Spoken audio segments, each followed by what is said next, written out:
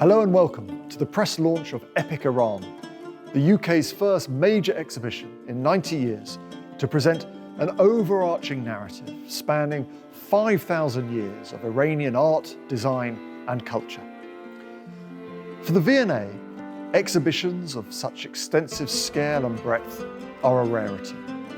Yet, for such a mesmerizing historic civilization, one of the world's great stories in art, design and culture, the immense scope of this landmark exhibition is entirely befitting.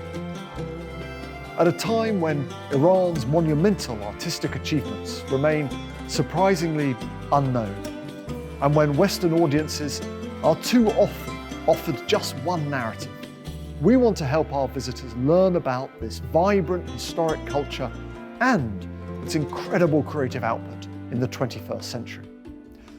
The V&A's collections owe so much to Iranian and Persian culture. The museum has collected the art of Iran since its foundation over 150 years ago. Today, the V&A is home to one of the world's leading collections from the medieval and modern periods. The exhibition features objects drawn from this collection alongside many national and international loans. Epic Iran has been organised by the V&A with the Iran Heritage Foundation in association with the Sarakani Collection. It is with the greatest pleasure that I acknowledge the major contributions that both have made to the exhibition. A special thank you to those who have generously supported Epic Iran: the Godwin family, Dariush Winery, Cockaine, Grants for the Arts, a donor-advised fund of the London Community Foundation, the Ruddock Foundation for the Arts, the Sudaver Memorial Foundation, the Arar Foundation, Dr. Amir Ali Farman Farmer, and the Al-Tajir Trust. Thank you also to the curatorial team, Tim Stanley and Dr. John Curtis as co-curators, Associate Curator Ina Sarakani-Sandman, V&A Project Curator Sarah Piram, V&A Project Assistant Alexandra Magub, and Iran Heritage Foundation Cultural Heritage Manager Astrid Johansson. I'd also like to acknowledge our amazing colleagues in the exhibition department, interpretation, conservation and technical services. Thanks to Gort Scott Architects for their immersive exhibition design. Finally, thank you for the generosity of our many lenders, including the Sarakani Collection, the British Museum, the British Library, the Metropolitan Museum of Art, New York, and the Royal Museums of Art and History, Brussels. We're delighted that the V&A can reopen for the first time this year with such a remarkable cultural story for our visitors. Uniting treasures from the ancient and Islamic worlds together, alongside the work of contemporary artists and makers, Epic Iran reveals a complex and powerful material heritage that deserves to be celebrated in its entirety. Epic Iran first introduces the land of Iran by showing the country's dramatic and varied landscapes, all of which have shaped Iran's social, economic and political history. The exhibition then takes us back to around 3200 BC, when history may be said to begin in Iran with the earliest rudimentary writing. This section, called Emerging Iran, shows how a series of remarkable civilizations has been discovered in eastern Iran in the last 50 years, dating from the 3rd millennium BC. These centers were every bit as wealthy and sophisticated as the better-known civilizations of Mesopotamia and Egypt. If they'd been discovered earlier, our understanding of the development of civilization in the ancient world would have been different. In the Iron Age, from around 1000 BC onwards, a series of small kingdoms to the east of the Zagros Mountains had rich and distinctive cultures, producing works of art in gold, bronze and terracotta. In 550 BC, Cyrus the Great united the Medes and the Persians to found the largest empire the world had seen up until that time. This Persian Empire, or Achaemenid as it is often called, is best known to Western audiences as Greece's opponent in the Greco-Persian Wars. Within the Persian Empire itself, great cities were founded, such as Persepolis, where many buildings were decorated with carved stone reliefs, originally painted in bright colours. The colours have now vanished, but in Epic Iran we've simulated their ancient and dramatic appearance with coloured light projections onto a section of reliefs.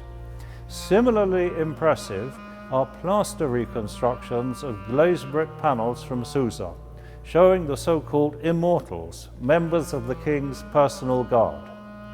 The wealth of the empire generated the production of high-quality items such as gold and silver vessels, exquisite gold jewellery, and gold scabbard covers.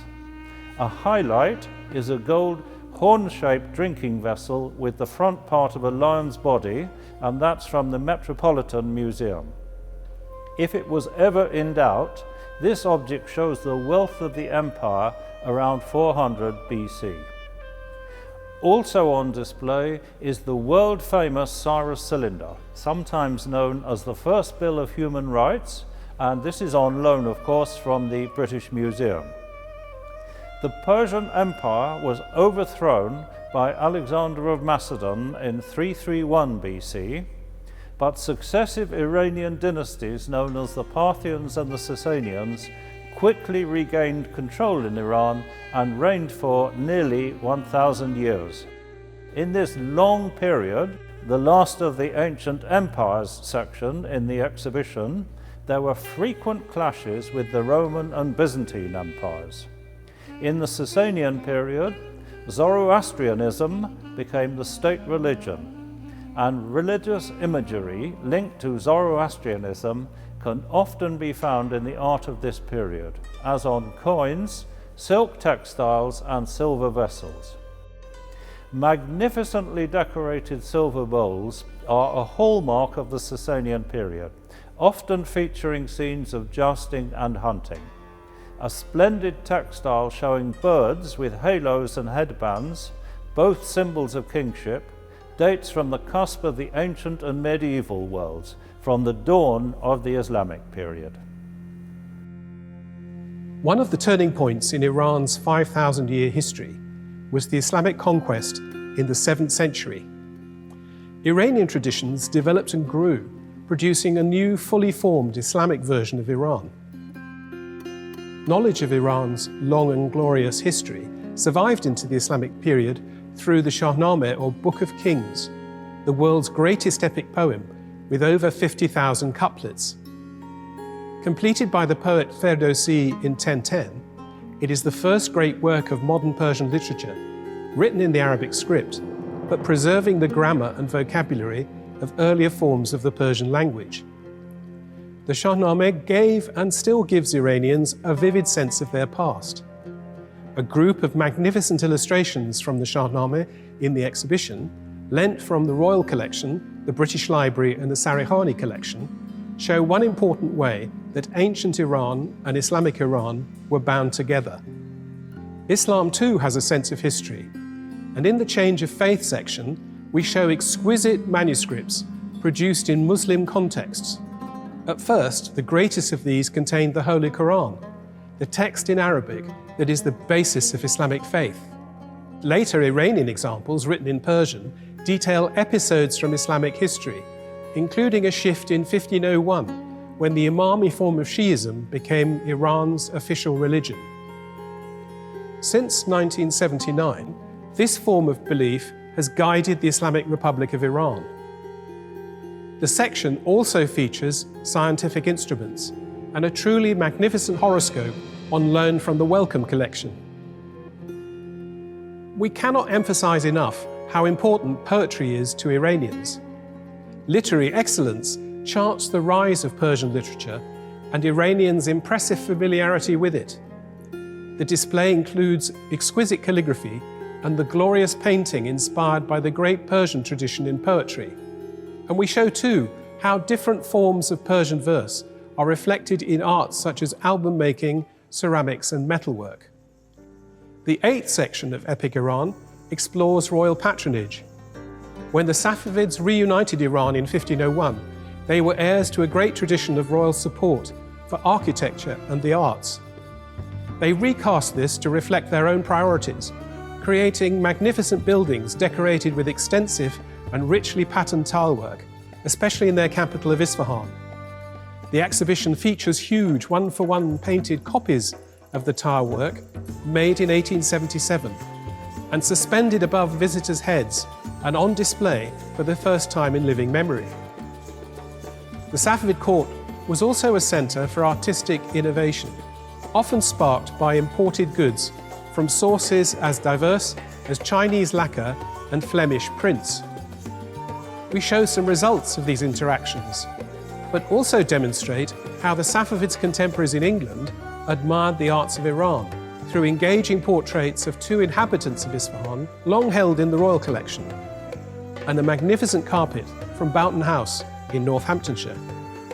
Britain's relations with Iran became more intense during the 19th century, when a new dynasty, the Qajars, ruled. Section 9, The Old and the New, shows a glimpse of women's fashions in this period. It shows how the Qajar kings chose to present their power through art. And we display little-seen arts and crafts from the 1880s onwards, when new ways of making and competition from abroad were challenging Iran's great artistic traditions. Qajar art excelled in both grand gestures and exquisite detail. The period after the Second World War was one of great cultural excitement in Iran. The rapid program of modernization, the discovery of oil, and an increase in travel made Tehran a hub of creativity. By the 1950s, there were new universities and academies, commercial galleries, more than 700 newspapers, television, performance art, dance, and cinema. Artists were technically innovative, engaged in the international art scene, and intellectually involved, creating their own languages of modernism. Artists explored creating a native, authentic voice. In the first Tehran Biennale of 1958, Sirak Melkonian exemplifies this with his winning work, Veiled Woman, an abstract of a woman emerging from the bathhouse in downtown Tehran. Distinctly indigenous stories, symbols, calligraphy, superstitious signs were used to build complex artistic constructs, a loose movement called Sake Khane, and sometimes coined Iran's pop art. This is seen in the work of Parviz Tanavoli's playful poetic sculpture, The Poet and the Beloved of the King, and Masoud Arabshohi's Farvahar, which explores Iran's Zoroastrian past. Artists also challenged the use of traditional materials, such as Monir Shahrudi Farmayan's spectacular cut mirror work, or ventured on critical avenues, such as the dystopic vision of Behjat Sadr and the surrealism of Bahman Mohasses's The Beach. The variety and richness of works made visual the sophisticated and politically charged milieu of the final decades of Iran's monarchy, ending in the revolution of 1979. The rupture of the revolution and the drawn-out 8-year Iran-Iraq trench war meant a cold new dawn. Gone was the highly criticized yet liberal epoch of monarchy, and in was ushered the Islamic Republic. Adjustment was quick and fierce. My return to Iran in 1990 changed my life. My country had been transformed completely, said Shirin Neshat, whose work Turbulent explores the new gender divides and restrictions on women. Isolated from the world and from their history and culture, artists renegotiated their own space. Initial silence was soon overcome, especially after the election of President Khatami in 1997 and the arrival of the internet. Iranian artists now exist in a world without boundaries, keen to explore their identity and challenge their new environment. Gender, politics, religion, and identity issues are often multi-layered and approached with humor and irony, testing boundaries of censorship and control. Some artists experiment with inherited practices and themes, even as they push material possibilities and break conventions. seen in this monumental abstracted calligraphic work by Mohammad Ehsai, or in the mastery of Ali Bani Sad's Shahnameh recalling compositions such as Stardust, and even in the reflective spiritual portrait by YZ Kami. But other works engage actively in history and identity, from the cinematic work of Azadeh Akhlaqi, where the moment of assassination of the student Marxist Marzieh Ahmadi Oskouyi by the Shah's secret police is both a performative ritual and a critique of state power, or else Khosrow Hassanzadeh's self-portrait, challenging Western notions of Iranian otherness and reclaiming the right to self-representation.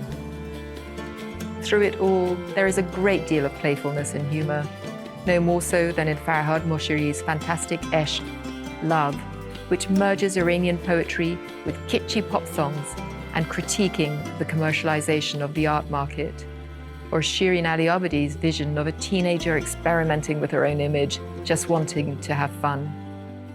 The show ends with Avish Khebrezadeh's Wild Horses, bolting for freedom.